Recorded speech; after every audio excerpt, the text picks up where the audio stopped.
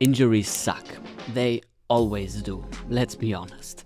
And I know it from first-hand experience because over the decades I've been practicing, I've had my fair share of them. But the thing is, with an injury, just like any other limitation, they carry a potential for deep insight and discovery. When hurting a wrist, for example, you get to experience what it's like to just live with one hand and train just with one hand. And when injuring your back, even just slightly, you don't get to acknowledge how much freedom we have usually, but also how you can use the rest of your body to create newfound freedom. But let's be honest here. It's super easy to say, just grow from your injuries. Doing that is actually a different story. So what I want to share in this video is my personal process of dealing with injuries. But don't take it as a medical advice or an exact how-to.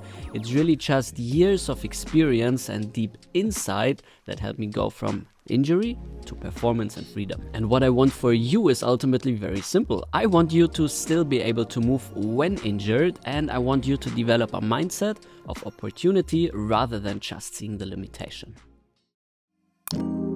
Let's actually start this video with a personal anecdote. And the reason why I create this video is because I got injured last weekend at an acrobatic workshop from one of my teachers, Tom Wexler. And lucky for you, I created a video just after the injury so you can get some first-person insights into what I did. And it comes down to assessment, rest, and nervous system regulation. Well, I'm here at an acrobatic workshop. Extremely fun, beautiful location, but yeah, I've injured my groin, something here. The first thing that I'm doing is just taking a bit of a walk, testing out waters, giving a signal to my body. It's okay, I can relax. Also nice to get some blood flowing. And also for the spirits, it's just nice to kind of walk it out. Of course, and needless to say, every injury is different. Many of them require direct medical attention, but in my case, I knew it was kind of okay. So the first thing that I always do in situations like this is calm myself down. Because very often it's not just the physical pain that shows up, but also feelings like anger or resentment, frustration, uncertainty. What will the future bring? And this is normal. Imagine you hurt yourself right before a holiday or a competition. Of course, that simply sucks. But still, in these moments, developing the skill of reacting with calm and clarity and especially love towards yourself is a skill that is so important to develop as a mover. You won't be happy to hear this, but to practice this skill requires experience, so you need to get injured often.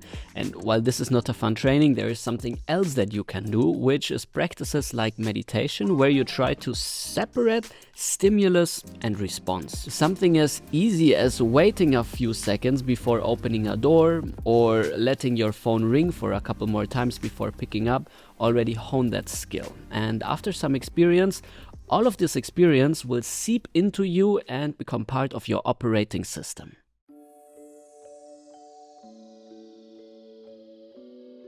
For some injuries, it's clear what you need to do immediately.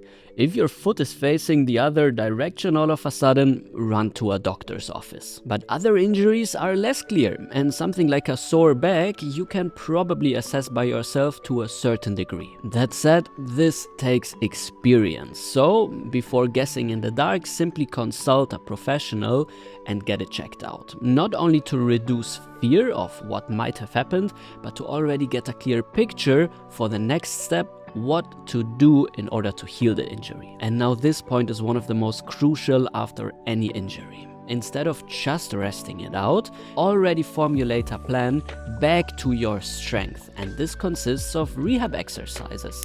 Now, studies have shown this over and over again. Just resting is not nearly as good as combining that with a rehab program that takes you back to strength and performance. And not only that, but also your symptoms may fade away quicker, so that nagging pain that you have there will be gone quicker. And because it's so important to have this structure, simply download my free 2026 training guide in the video description. Enjoy.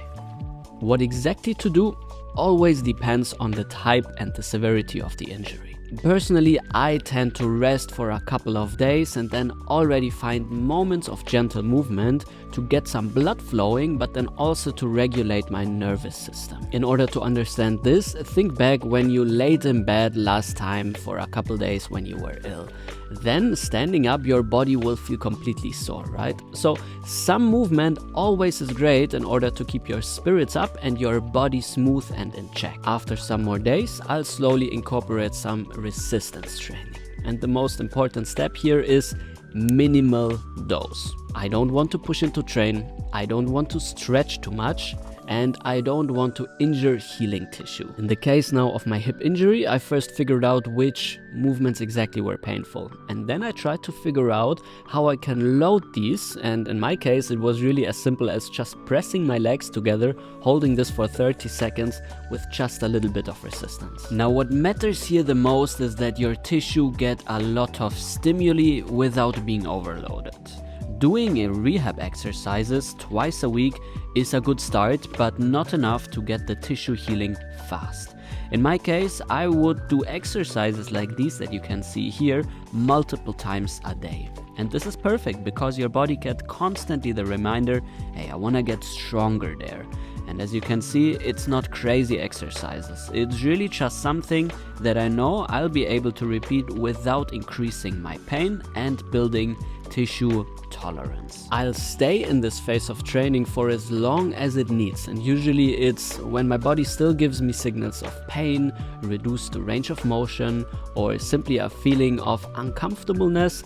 I wouldn't push it further. And only then, when my body feels safe, I would slowly start doing sport-specific training again, but of course in a very conservative mindset. Like I've mentioned earlier, injuries always carry a potential for growth and the ability to find freedom in limitation. When I injured my wrist in the past, I had to do acrobatics on only one side. And that led to very interesting discoveries and even some new movements. And the same thing now will happen with that hip injury that I have. Of course, I have my limitations, but through figuring out how I can still move, I will find novelty. And what exactly it is that I'll find? Well, as always with injuries, I'll only find out in the future. So the very best thing that I can do in this moment is take my injuries serious, but still keep a lighthearted and playful mindset. Now, if this video does one thing for you, I hope that it sparks some inspiration to walk your path with more dedication, more self-love, and more insight. Because remember, injuries are always going to be part of the process, so it's up to you to either drown in the waters of self-pity or learn to surf the wave of adaptation. And since it's spring, my favorite time of the year, I'll leave you with a line by Anais Nin that fits the topic. And the day came when the risk to remain tight in a bud was more painful than the risk it took to blossom.